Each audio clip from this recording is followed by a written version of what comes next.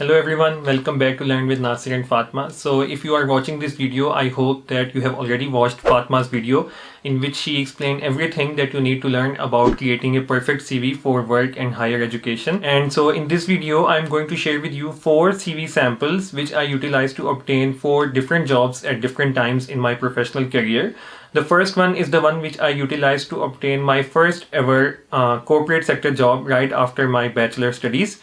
The second one is the one which I utilized to obtain my master's position at Bilkent University, Turkey. And the third one is the one which I utilized to obtain the position of senior design engineer at a research and development company in Pakistan, in which I worked for 2 years. And finally, the last one is the one which I utilized to obtain the Curie Ph.D. position, in which I am currently working here in Turkey. And no worries, I'm going to share these samples with you at the end of this video, but I would highly encourage you to go through them with me so that you are able to know the key differences between all these 4 samples and how you can use the same CV and apply necessary changes to use it to apply for all kinds of different jobs. And again, all the things that I'm going to share with you in these samples are actually based on the tips that Fatma shared in her video. So again, I would highly encourage you to go through that video as well so that you are better able to relate to the information that I provide here. So without further ado, let's go to the computer screen and see what these samples are. Okay, so let's start with the first CV sample which I utilized to obtain my first ever job after my bachelor studies. And right off the bat, you can see that I included my engineer title at the beginning. You definitely don't need to do that if you don't feel comfortable, and I think I was feeling too much accomplished at that time, and that's why I included this title in my first ever CV. In my later CV samples, which I'm going to show, I did not include it, and you also don't definitely need to include it. And next, from Fatma's video, you may remember that she told that you should include the country code when you are adding your phone number. So I did that even when I wasn't applying outside of Pakistan at that time. And the next important thing that I would like to highlight is that please create a formal CV, formal email ID, including your first name and your last name, and please skip the unprofessional email IDs that you just created some time ago. So next, talking about the objective, I actually spent quite some time to write this one line of objective, which I believed resonated with my own goal of what I wanted to achieve from a job. And I would ask you to try to spend some time on writing your own objective statement as well, and just don't copy paste it from online. And also, one more thing that I would like to say is that you can also write an objective statement which is specific to a specific job. For example, you can say that you want to apply in the instrumentation department of some corporate company because you love working in that department, or you can keep it general as well, which you can apply for multiple jobs as I did.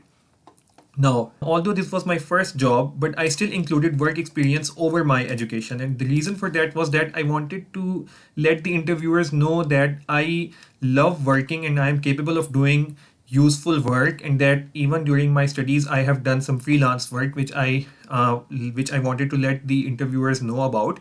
So I included my freelance job, and also I included my internships. So during my bachelor studies I did 2 internships. One was in the corporate sector and the other was in the research and development field. So I included both of them to stay open to different kinds of jobs. One more thing that you are going to notice is that I have included brief 1 to 2 lines about the job description or responsibilities in each place where I worked, so that interviewer can know about myself and what I worked on beforehand a little bit, and then the rest I can tell him during the job interview. Then in education, as Fatma told, that if your GPA or your marks are quite good, then you should definitely include them. They are going to have a good impact. But if they are not that good and you don't want to highlight them, then it's okay. You can skip them. Then you are going to see that I included 2 major sections. The one is on the project and the other is on my professional and technical skills. And these are the sections which the interviewer is actually going to see, like what are the projects that you did during your bachelor studies, what are your strengths, what are your skills. So do include your projects, all important projects, semester projects, term projects that you did, and also highlight the skills that you acquired by doing those projects. Then in the distinctions part, here I included almost all of my important distinctions, but I put emphasis on my academic distinctions, and I'm going to highlight more on it later. But when you are applying for your first job, you can just include your important distinctions and you are good to go, and then you can include your co-curricular, extracurricular, and community service activities, and you can end with references. So this was the first CV on which I obtained my first ever job after bachelor studies. Now, next, let's go to the next CV sample, which I utilized to obtain my master's position in Bilkent University, Turkey. So, now in this sample, you can see that I utilized a specific objective statement. Like I created an objective statement in which I said that I want to pursue graduate and postgraduate studies as an electrical engineer. Because at this point, you want to be more specific when you are applying for such a master's or PhD position. And also I included my research interests so that all the professors who shortlist me, they are able to understand, they are able to know right at the beginning what are my research interests, what are the fields in which I want to work. And in this case, again, I kept my work experience over my education, and even when I was applying for a master's position. But why did I do that? The reason for that was that I didn't apply for master's studies right after the completion of my bachelor's. So I did the job for like 1.5 years. And so when the professor is interviewing you for your master's education, he is going to ask you that what did you do during those 1 to 2 years. So in order to justify that, I kept my work experience above my education, and I also kept the R&D internship information, but I removed the corporate sector internship information because it was not relevant. Then in education section, you can see that I have included the links of my universities as well, because the professors, especially when you are applying abroad, they are highly interested in the institution in your own country in which you studied. So they are going to ask you questions about it, like what was its rank, how was it. So it's good that you include the link to your institution. Then in the projects section, I made another improvement, that this time I categorized all my projects in terms of the subjects which those projects belong to. So this way, the professor is going to know more clearly about which projects did I do in which subjects. So they are going to have more idea about my academic strengths. And also I included my professional and technical skills which were associated with these projects. Now, one thing I want to highlight here is that when you are applying for a master's or PhD position, try to keep your distinctions strictly academic, because your professors are really, that's the thing they are interested in. Like they want to know what are your academic accomplishments. So try to restrict your distinctions to that point, so that they know that your academic background is good and you are capable of the position in which you are applying. Then I kept my co-curricular, extracurricular, and community service activities section. And then finally, before references, I included my test score. So I took the TOEFL and I included my test score along with the date. Now next, let's move towards my third CV sample, which I utilized to obtain the position of senior design engineer after completing my master's education. And this was the position in which I worked for like 2 years before starting my current PhD position. And so again, I updated my objective, and this is again a general statement which this is the updated version of my previous general statement. So I spent some more time and polished it some more.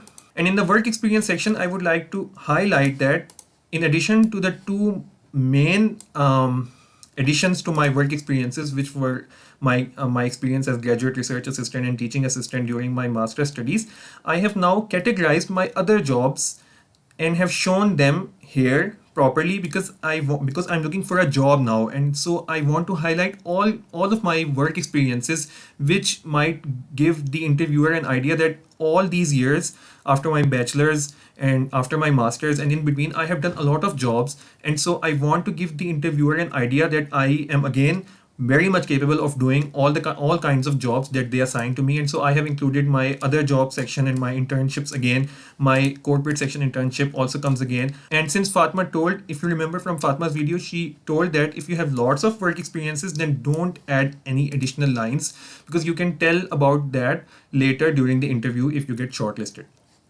Now, the next major improvement comes in the education section, where now I have my new master's degree and I have highlighted my thesis title from the master's studies, and also I have included all the research publications which I did during my master's studies, because they are going to be very important in my progress in my career.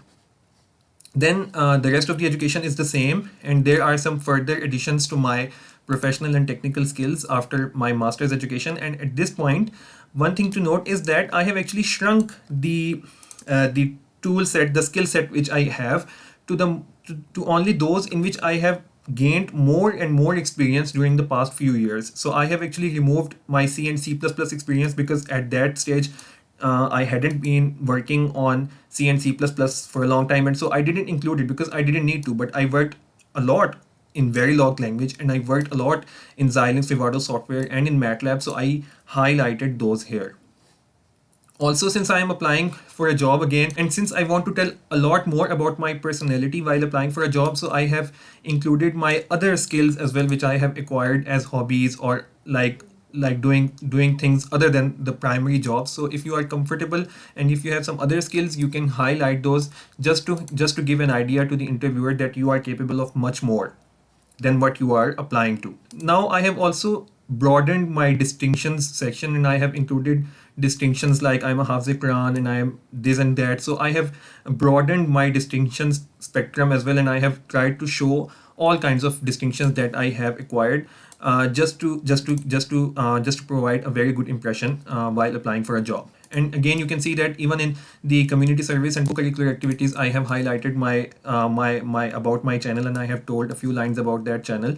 And I have actually removed the other accomplishments which were very old, and I have only tried to show the updated achievements here. And one more point is that even though at the time of applying for the job my TOEFL score had expired, but I still included it just to let the person know that I took this test some time ago and that was my score. Now let's move towards the final CV sample which I'm going to share with you today, and that is the one which I utilized to obtain my current Marie Curie PhD position. And again, the objective is the same. I utilized the same objective. Now this is the first CV sample, my first CV sample, in which you are going to see that my education comes before my work experience. Because everything aside, when you are applying for a PhD position, the first thing that they want to know is your master's education, your topic, your thesis topic during your master's studies, and your research publications during your master's studies or after that time. So these are the things which they are going to be most interested in. So it is very important that you include the information, all the relevant information regarding your master's studies and all the research papers that you published during that time at the beginning when you are applying for a PhD position. And then the next important thing that I wanted to highlight was my 2 years of work experience as senior design engineer at the Research and Development Center where I was working, because this was actually the experience based on which I was applying for this PhD position. I mean, the requirements that they had asked for in this PhD position were actually more connected, more relevant to the work experience that I had acquired during the last 2 years, in addition to the work that I had done during masters. So I highlighted that. Then in the technical and professional skills section as well, I highlighted those key points based on which I was actually being shortlisted for this position. So make sure that in your CV, when you are applying for a PhD position or whichever position, try to highlight those things which you know you were shortlisted, which you know are going to click to the interviewer, and which you know are going to get you shortlisted to get the job. Just don't throw all kinds of information in your CV. Try to be very, very specific and very, very targeted. You should be very specific, and you should know what you are targeting when you are applying for a job.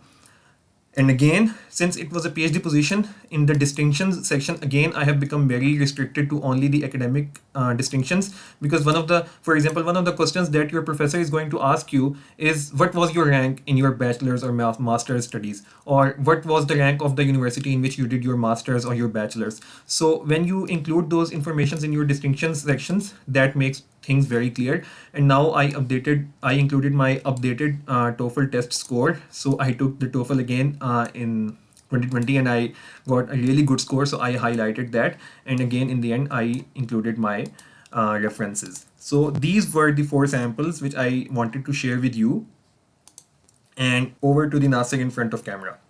So these were the 4 CV samples which I wanted to share with you. I am going to provide the drive link to these samples in the description down below, so you can go there and download them. Also, one point that I would like to highlight is that some jobs, for example, some jobs in Europe require a special format, for example, a Europass format, and you need to build your CV on that specific format. So you can create those kind of CVs by going through those official websites, for example, Europass website, and you can create your CV, your Europass CV using that format. And so that's it from this video. I hope that you were able to learn something useful from it. And if you are interested in applying in a Marie Curie PhD position, then I have created a detailed video which I'm sharing here, in which I explain everything that you need to know about Marie Curie PhD fellowship and how you can apply there. And again, thank you very much for watching, and if you like this video, please give it a thumbs up and don't forget to subscribe to our channel and keep learning with Nasir and Fatma. I will see you in the next video.